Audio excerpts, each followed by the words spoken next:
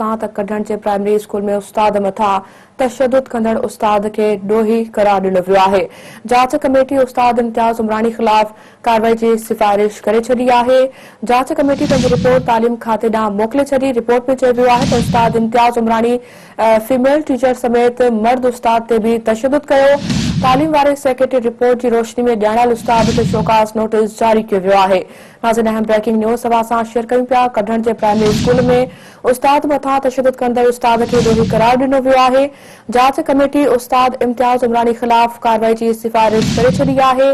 जांच कमेटी पंहिंजी रिपोर्ट में तालीम खाते ॾांहुं मोकिले छॾी। रिपोर्ट में चयो वियो आहे त उस्ताद इम्तियाज़ उमरानी फीमेल टीचर समेत मर्द उस्ताद ते भी तशद्दुद कयो।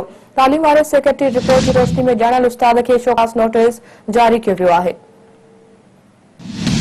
नाज़रीन, अहम ख़बर खां अवां खे अपडेट कयूं पिया। कढण जे प्राइमरी स्कूल में उस्ताद मथां तशद्दुद कंदड़ उस्ताद खे ॾोही करार ॾिनो वियो आहे। जांच कमेटी उस्ताद इम्तियाज़ उमरानी ख़िलाफ़ कार्रवाई जी सिफ़ारिश करे छॾी आहे।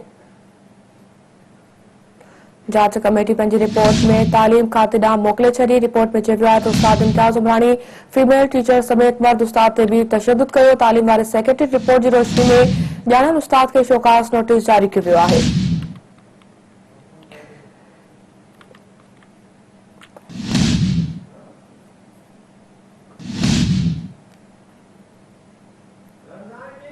नाज़रीन, अहम ख़बर अवां सां शेयर कंदा हलूं। कढण जे प्राइमरी स्कूल में उस्ताद मथां तशद्दुद कंदड़ उस्ताद खे ॾोही करार ॾिनो वियो आहे। जांच कमेटी उस्ताद इम्तियाज़ उमरानी ख़िलाफ़ कार्रवाई जी सिफ़ारिश करे छॾी आहे। जांच कमेटी पंहिंजी रिपोर्ट तालीम खाते ॾांहुं मोकिले छॾी आहे। रिपोर्ट में चयो वियो आहे त उस्ताद इम्तियाज़ उमरानी फीमेल टीचर समेत मर्द उस्ताद ते भी तशद्दुद कयो।